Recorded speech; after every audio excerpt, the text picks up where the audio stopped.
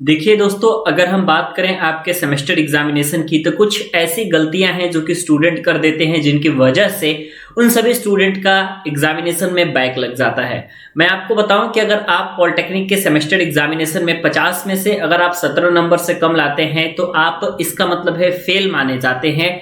तो कुछ ऐसी गलतियां हैं जो कि स्टूडेंट करते हैं और अगर आपको सेमेस्टर एग्जाम देना है तो उन सभी गलतियों को नहीं करना है ताकि आपका बैक लग जाए। ठीक है, तो ध्यान से बातों को सुनिएगा और उन गलतियों को मत दोहराइएगा जो कि आमतौर पे स्टूडेंट करते हैं और उनकी बैक लगती है। चलिए वीडियो को शुरू करते हैं।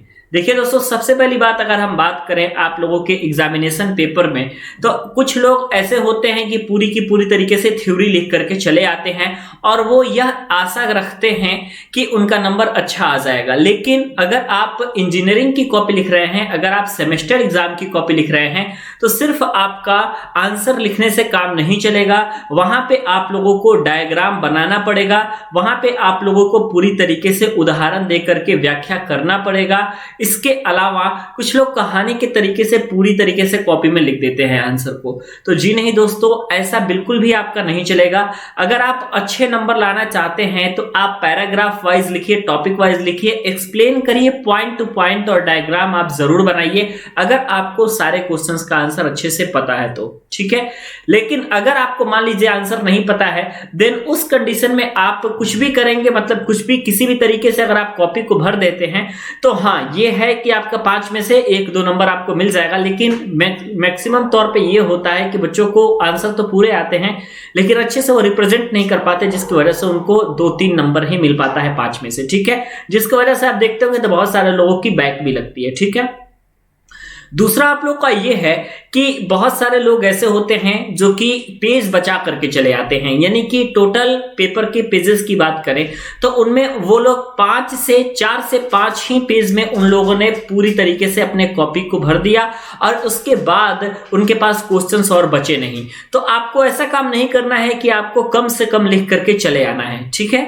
अगर आपका 5 नंबर का क्वेश्चन है तो 1 से 2 पेज तो एटलीस्ट आप कोशिश करिए कि 5 नंबर का क्वेश्चन जाए। ठीक है, 2-2, 3-3 नंबर के जो क्वेश्चन होते हैं वो आदमी आधा पेज में लिख देता है। बस लिखने की आपके पास कला आनी चाहिए। अगर आपके पास राइटिंग स्किल अच्छी है तो आप पॉलिटेक्निक के सेमेस्टर एग्जाम में कभी फेल नहीं होगे।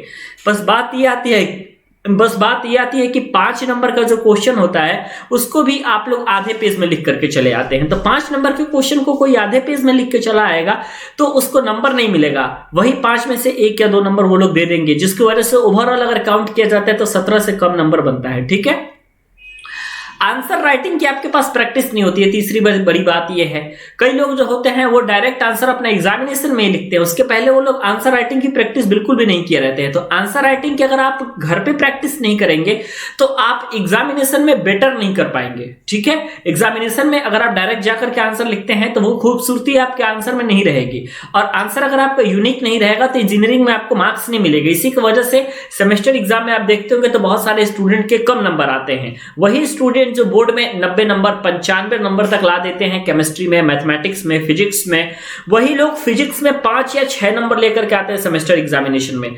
अगर आपको इस बातों पर विश्वास ना हो तो जैसे ही कोई न्यूज डाली जाएगी रीचेकिंग का या बैक पेपर का तो आप देखिएगा कि वहां पे कितने बच्चे ज्यादा एक्टिव रहते हैं। इसलिए एक्टिव रहते हैं कि वो सभी लोगों का बैक लगा हुआ है। ठीक है, उन लोगों ने उन गलतियों को किया है।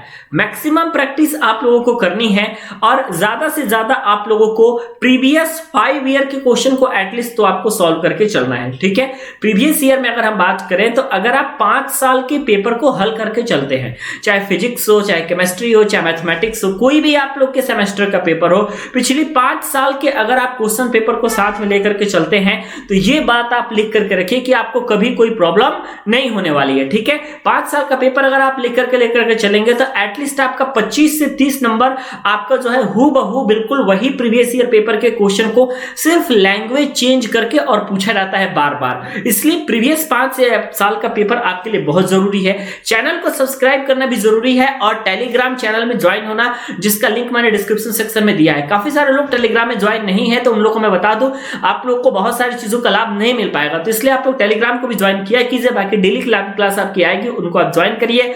इसके अलावा अगर आप स्पेशल क्लासेस लेना चाहते हैं तो आप इस नंबर पे कॉल कर सकते हैं जहां पे आप लोगों को टोटल फर्स्ट सेमेस्टर की क्लासेस पढ़ाई जाती है। अगर आप फर्स्ट सेमेस्टर के हैं तो ही कॉल कीजिएगा, अदरवाइज बाकी सारी क्लासेस आप लोगों की लाइव चलेंगे, वो भी एग्जामिनेशन टाइम में। वीडियो देखने के लिए और हमारे साथ बने रहने के लिए बहुत बहुत धन्यवाद।